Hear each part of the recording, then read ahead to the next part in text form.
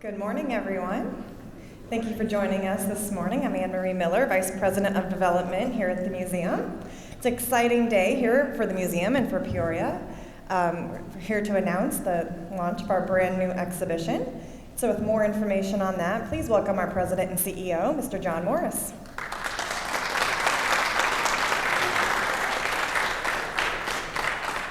Thank you. Good morning. First of all, Dr. Robert Ballard is in the house, ladies and gentlemen. The most important scientific explorer and discoverer on the planet, living, is, for now, thank God, is with us in Peoria for the world premiere of his first exhibition on how he found the Titanic and the secrets behind it. And we're going to hear from him in just a few minutes about why it is here, why he put this exhibition together.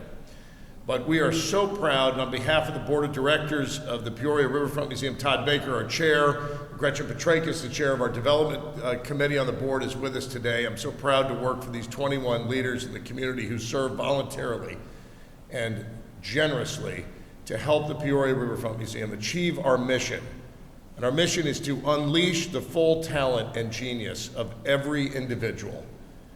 From the 18,000 school kids we bring for free with the Every Student Initiative, to our Senior Mornings program, to the thousands of families who will be coming in the next 3 months to see Finding Titanic, the secret mission, and all of the other unique, multidisciplinary art, science, history, achievement, film, planetarium, performance. There is only one museum like this one in our great nation. And so we are proud to use this Swiss Army knife of a museum. Many people call Dr. Ballard as sort of Swiss Army knife skills and interest. And that's a good metaphor, Bob, for what we try to be as a museum. We use these tools to help people self-actualize. I can't imagine a better person to help us do that than Bob Ballard with this exhibition. So I want to mention that we are also opening 3 simultaneous small exhibitions from our permanent collection. We call it, metaphorically, a deeper dive. Kind of a dad joke, but a good metaphor with Bill Conger, our chief curator, and his team, into our permanent collection of other ways that will inspire the guests who come through Finding Titanic and exit. So it is extraordinary that we're able to bring these world-class exhibitions here, and in a few moments we'll be acknowledging those sponsors. And I would say up front, the Visionary Society of the museum, when I arrived 8 years ago as CEO, had 99 donors of $1,000 in it. And my wife Cindy and I said, well, if we're going to lead the museum, we ought to be in this Visionary Society. We believe in the cause ourselves. We became the 100th member. Today we have 540 Visionary Society members and growing. And just shy of 99 $10,000 a year donors. So if there's another museum in the country who has grown that fast with a 500% increase in the number of members and a 1,000% increase in the dollars coming from that category of people, there isn't. And we're very proud and grateful for the people of the Central Illinois region around the country now who are helping make this possible. To talk about this exhibition and why we do science exhibitions in general, before we hear from Bob and acknowledge our sponsors in a minute, help me welcome to the lectern Renee Kerrigan, our science curator, who's the lead on this. Thank you, John, and good morning, everyone. Welcome to the Peoria Riverfront Museum. I am so excited to be part of this effort to bring Dr. Ballard's exhibition to the Peoria area. Our guests are going to really enjoy this exhibit all this fall and into the winter.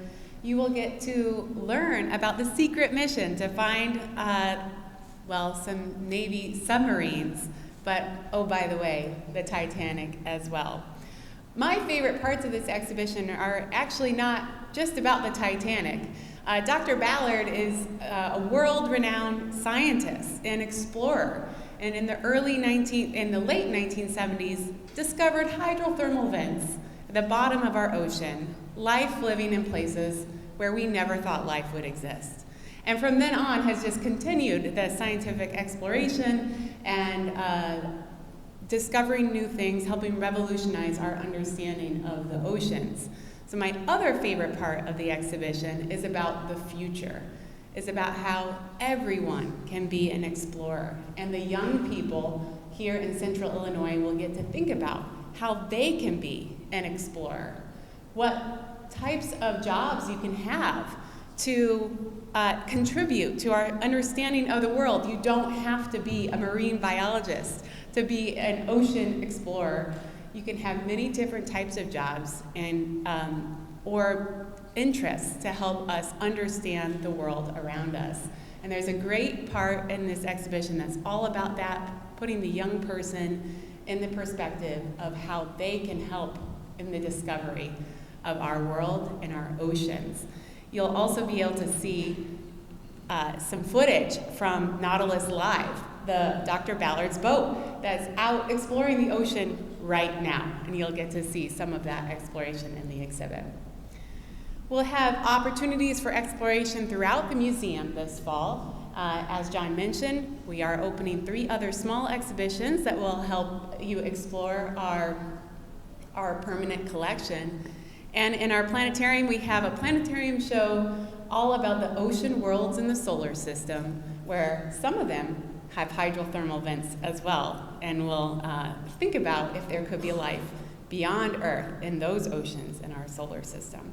So I hope you'll come visit us at the museum this fall, and we're so excited to share it all with you. Thank you.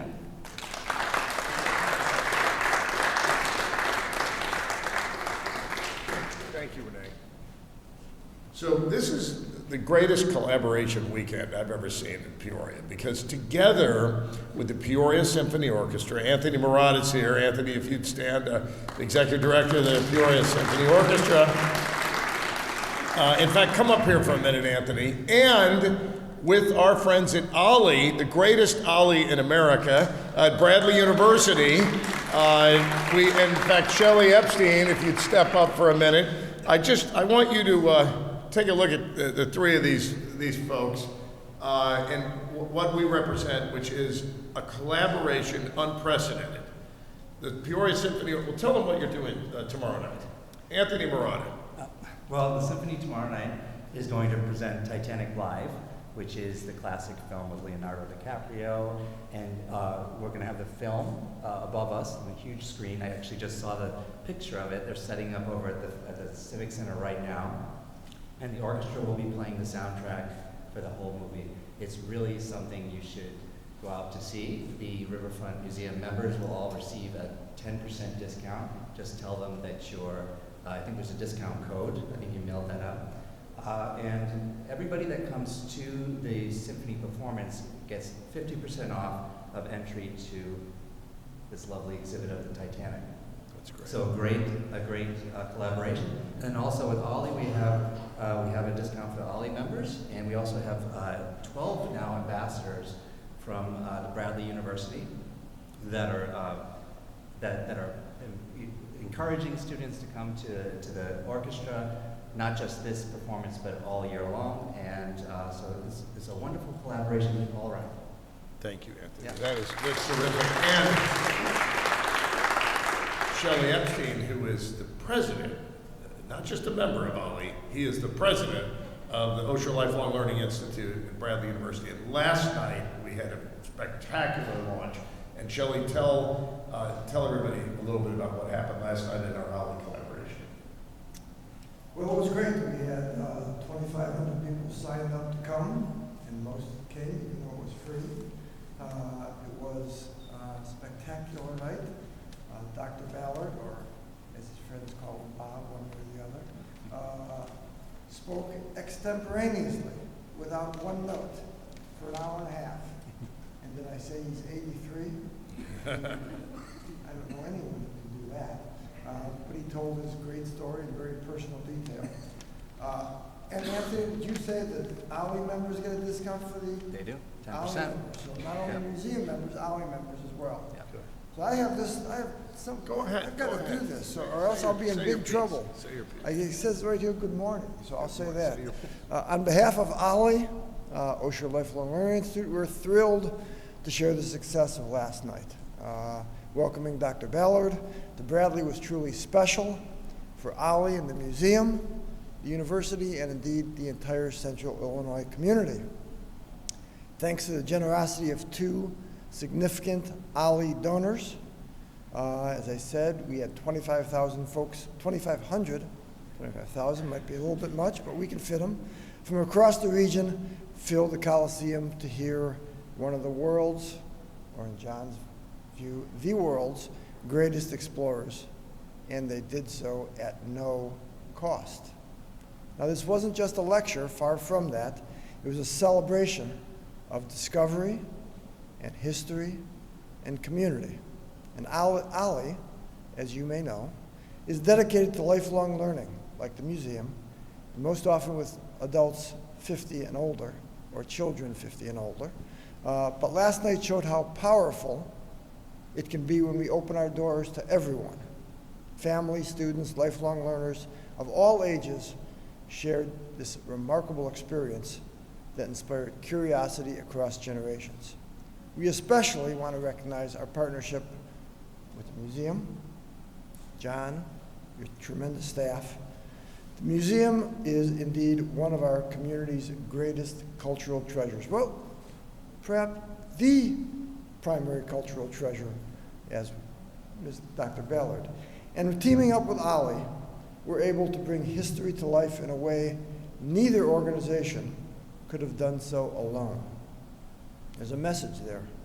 The event is a perfect example of how collaboration strengthens not only our organization, but our entire university. And I dare say our nation's leaders could learn from this example.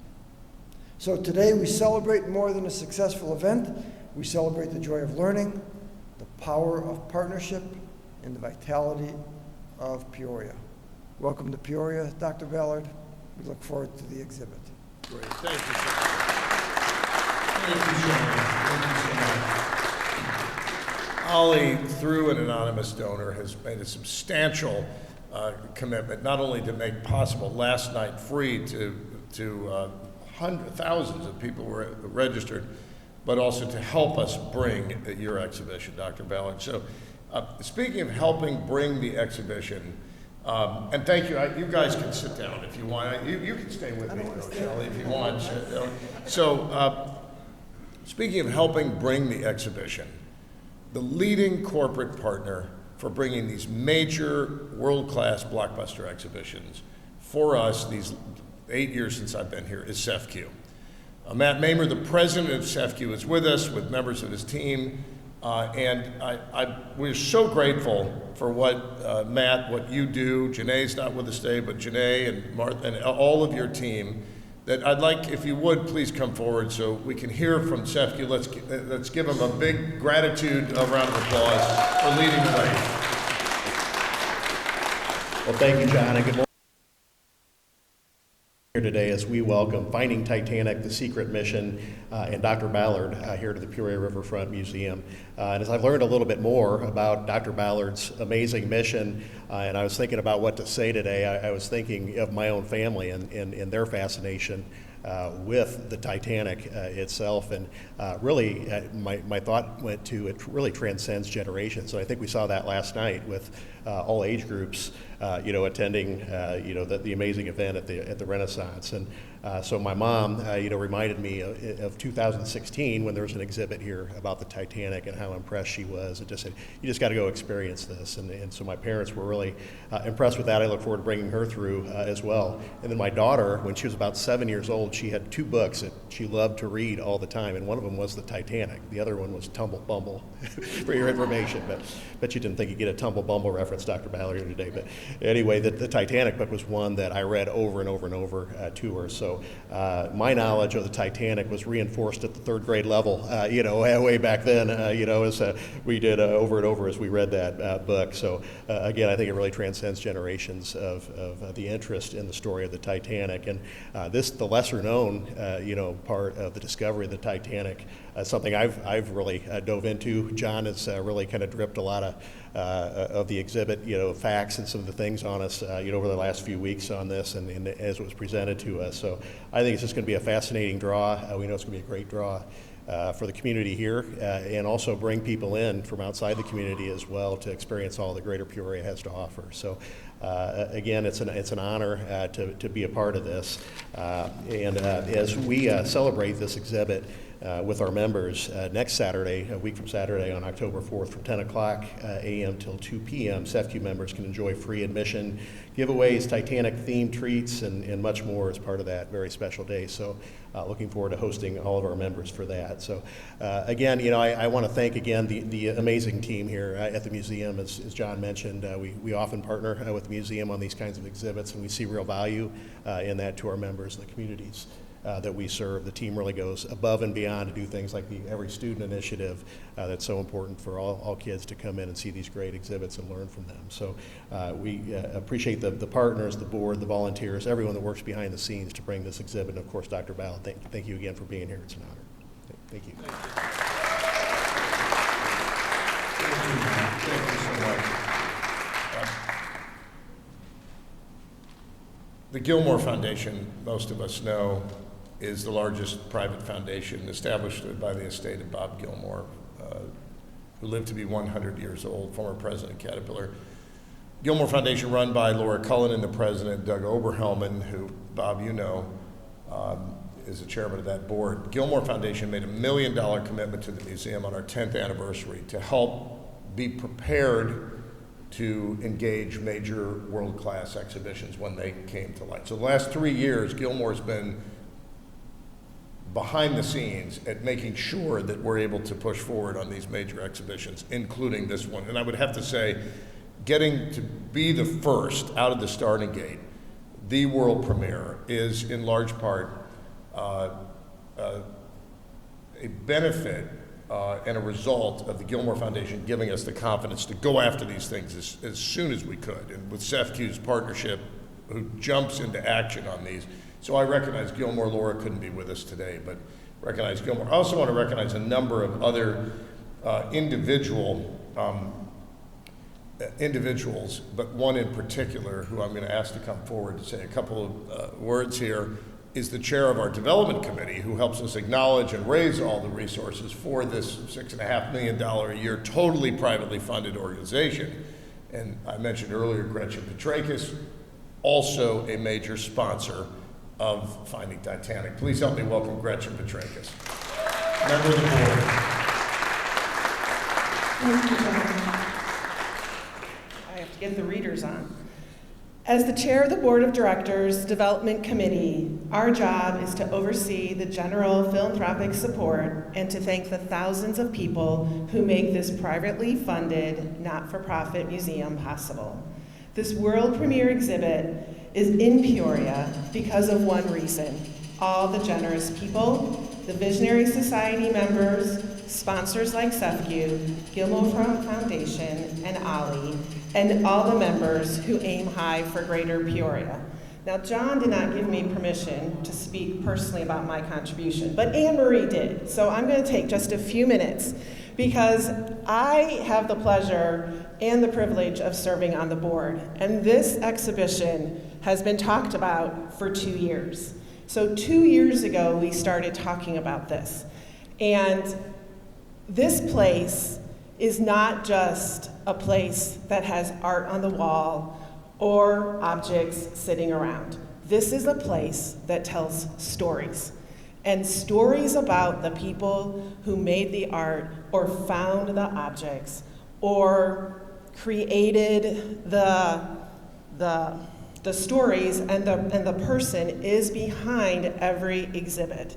And so you can't just come here and see the art on the wall, or the rocks in the gems section, or come to the planetarium, or see movies on the giant screen without recognizing the people that made that possible. And I think, I've not seen the exhibit yet, but I think one of the best parts of this exhibit is Dr. Ballard. And I have had the pleasure of getting to hear him speak twice this week. And his spark of imagination, creativity, is the key to this museum. And it's the place where the stories of people are told, but then we come of all ages, from little to old and all in between, and our own creativity and spark of imagination is flamed to go out and add our story to the stories that we've heard here through objects and art and all the other things that are done here. So, whoops, sorry. So it was, how could you not want to be a sponsor for that? The spark of imagination and creativity that is here. It's a pleasure and a joy and a privilege to be able to be a part of it. So thank you very much. Thank you so much, Gretchen, for all you do. Let's now hear from the man of the hour, the person without whom there is no finding of the Titanic. I'm sure it has dawned on you, but it is conceivable that it would still be unfound. 40 years ago, this month, a naval intelligence officer was doing something unknown to the world, a top secret mission, when he found the Titanic, and he hadn't intended to do so. Let's hear about that right now as we officially launch and open the world premiere of Finding Titanic, the Secret Mission. Help me welcome Dr. Robert Ballard to the lectern. Thank you very much, John, and thank all of you that helped make this happen. And it was a thrill when I saw Peoria step up to the plate. What I said last night is interesting because, you know, I'm actually from Wichita. I'm a 13th generation American, the first to go to college. And so I'm so glad to be back in home country in the Midlands of America. What was really interesting, as John mentioned, and what few of you know, it was never my intention to find the Titanic. That was not my job. I had working with the French for many, many years in our explorations of the mid-ocean ridge and hydrothermal vents. So I had developed a very close relationship with the French government, and particularly an individual who deserves as much credit as I, Jean-Louis Michel, who you'll hear about in the exhibit. And he was developing a new piece of equipment, very advanced sonar system that he wanted to test. And in the world that I live in, it's a world of eternal darkness. Most of the earth has never felt the warmth of the sun. So where I work is completely black, dark as you can get. And so your eyes are not the best tools to use when you can only see. You asked when I came in on the Titanic. I came in on the Titanic. I saw it on my sonar in my submarine. We had discovered it the previous year. Came in on with my sonar, and I saw this massive object in front of me, and suddenly a wall appeared in front of me. A wall that was over 100 feet tall of steel. It was such an amazing moment. It was like, here I am. And what's really interesting is I was at a beam of the bridge. It was on the other side here. Came in a beam of the bridge, right around at the base of the Titanic. It was sitting on its bottom, and I could see its bilge keels. And I'll never forget, it was pink. And I was pink because they'd painted it with anti-fouling paint. And there was no rust at all. It was a complete pink hull. And I said, too bad they didn't paint the whole thing pink, because they obviously didn't expect to sink. But what was so amazing about that was that it hit me, because as I said, I was what unknown to most people was I began my career in the military, actually in the Army. I volunteered to be a combat infantry officer during Vietnam. And I went for military training, went into Army intelligence, but then I went off to college to pursue my PhD. And I was pursuing a PhD in oceanography, marine geology, and geophysics. And somehow the Navy found out about that. And while I was going to USC, at the University of Southern California at the time, working with a company developing deep diving submersibles, there was a knock on the door. And I answered it, and there was a naval officer standing there with an envelope. Be careful.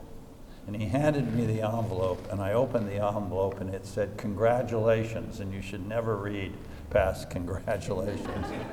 You are no longer in the Army. You have 6 days to report to active duty as a naval intelligence officer.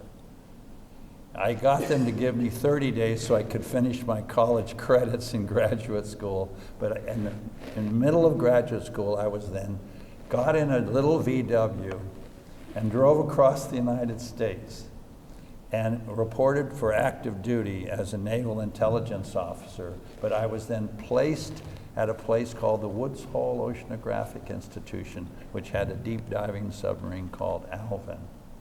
And I began working with them, went on to, in my active duty, I resigned from the Navy, not resigned, but I quit doing active duty, thinking I was no longer in the Navy, and then I got called back into the Navy in the heat of the Cold War and assigned to do a series of highly classified missions. And so what most people don't realize is that, I've never left the intelligence community. In fact, the ship I just acquired from the German government is an old East German spy ship that's now been converted into the Nautilus. So I've had this long dual history of being in academia. I've been a tenured professor for many, many decades. At the same time, I was living a second life, unknown to the public, periodically disappearing to conduct highly classified military operations. And one of them was the fact that during the Cold War, we lost 2 nuclear submarines, the Thresher and the Scorpion. Now, we knew what happened to the Thresher. This was at the heat of the Cold War. And so when you go into the exhibit, you are going to be immersed in the moment of the Cold War, which really precipitated all this chain of events. During the Cuban Missile Crisis, we came this close to an all-out nuclear war with Russia. And I was a naval officer at that time. And we came so doggone close. My father was head of the Minuteman missile program at the time, was targeting Havana from Cape Canaveral with an ICBM missiles that would go up out of the atmosphere, turn and go 9 and come straight down 90 miles away. So my whole life of growing up was steeped in that Cold War, all the way up till the Cold War and President Reagan. So when you first go into the exhibit, you're going to be immersed into the world I was living in, because you need to understand that context. So why were we after these particular submarines? We were particularly interested in the Scorpion because it had nuclear weapons, and we don't like leaving them around. And so my job was to go back out. We knew roughly where it was, but then to map it. My commanding officer gave me orders to do 100% mapping of the entire wreckage site. Now, here was the problem. We were concerned that the Soviets would target our ship, Navy-owned ship operated by Woods Hole, and that they would track us with their satellite. Because when you put, you may or may not know that spy satellites, a lot of satellites can move, they have a certain amount of fuel, and they can move around. And they can target something and follow you. So we also were tracking whether they were going to target my ship. But so the plan was that the French wanted to test their sonar somewhere, and I said, well, why don't we test it? Why don't we join ranks and go after the Titanic? Because between the Scorpion and the Thresher was the Titanic. That's the only reason I'm standing here today is I then went to my commanding officer and I said, to make sure the Soviets don't put a satellite on us, why don't we tell the world I'm working with the French to find and image the Titanic? And my commanding officer, Vice Admiral Ron Thumb, said, that's crazy. And I said, well, I probably should tell you I've already talked to the president and he's approved it. You might want to go up the food chain to President Reagan, who I'd already got permission from him through the Secretary of Military. He says, all right, well, you have to do my mission first. And if you have any time left over, because we would be leaving the Azores, going to the Scorpion, going to the Titanic, and back to Woods Hole. So on your way home to Woods Hole, if you have any time left, do whatever you want, just don't spend any more money. So here the stage was set. So the whole plan was the French, who were oblivious to what I was really doing, would go out and find the Titanic. And they knew that I would have some time, maybe 5 days, 6 days, to film it after they found it. So the French sailed from Toulon, went out with their news. They had what's called a side scan sonar. And it's sort of like, we call it mowing the lawn. It looks to either side, and it's like it has a blade. Think of a lawnmower that has a 1,000-meter blade. And it mows the lawn, mows the lawn, mows the lawn, until they've cut all the grass. And the area of grass that needed to be cut was about 120 nautical miles of grass. And so they went out by themselves on the first mission, spent a month mowing the lawn, didn't find it, and then came back in, picked me up for the second leg, and continued mapping, and they didn't find it. Well, imagine what I'm thinking. You were supposed to find it. I have a camera on a string, my new camera system. How in the am I going to, with 5 days or 6 days, how could I possibly find it? But I was trapped. We had to go through the motions. So we left the French ship on a French island south of Newfoundland. And I took the French team, a French naval officer, 2 French, Jean-Louis and another engineer, and a National Geographic film crew on my ship. And they had no idea what I was really up to. And we sailed from the Azores, and fortunately they didn't track where the sun was. And I was not headed to the Titanic, I was headed to the Scorpion.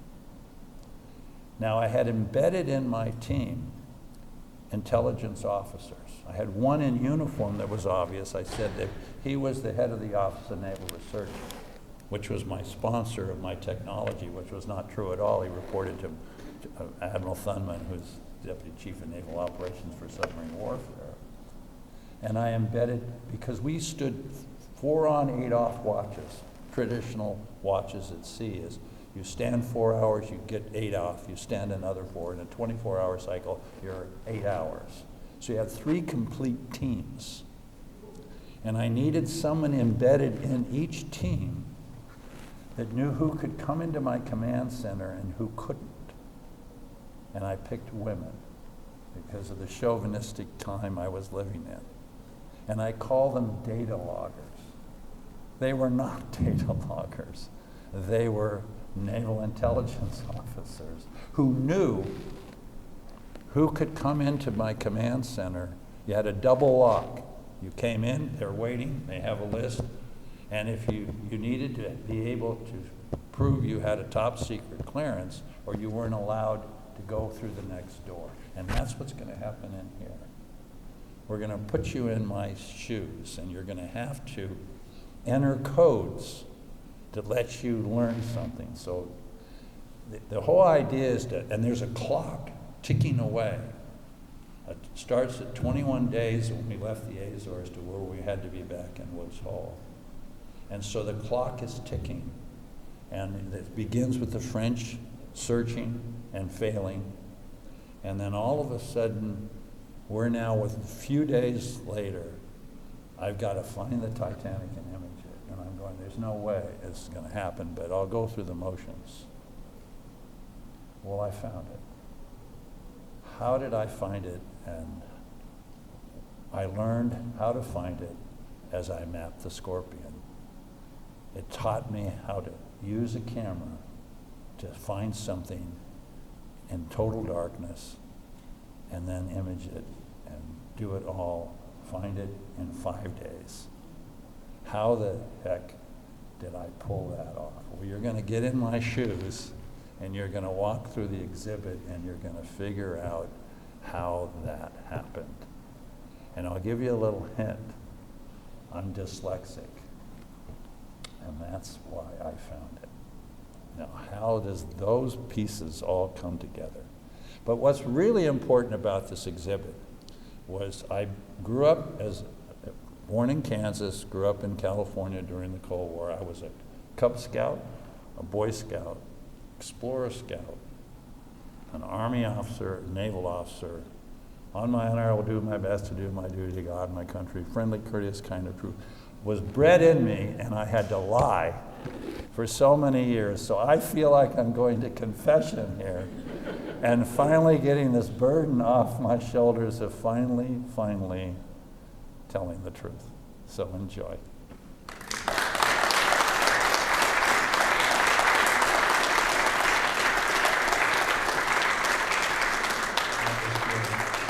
Well, ladies and gentlemen, let's step back over here so we can officially declare on behalf of the Board of Directors, on behalf of our partners with Ollie and Bradley and the Peoria Symphony Orchestra, this unique collaboration on behalf of our lead sponsors, CEFCU and Gilmore Foundation, Gretchen Petrakis, all visionary signing members. On behalf of the board, Dr. Robert Ballard, Bob, as he has told us to call him. Spelled backwards is Bob. Spelled backwards is Bob. And I are proud to declare Finding Titanic, the secret mission, open for business.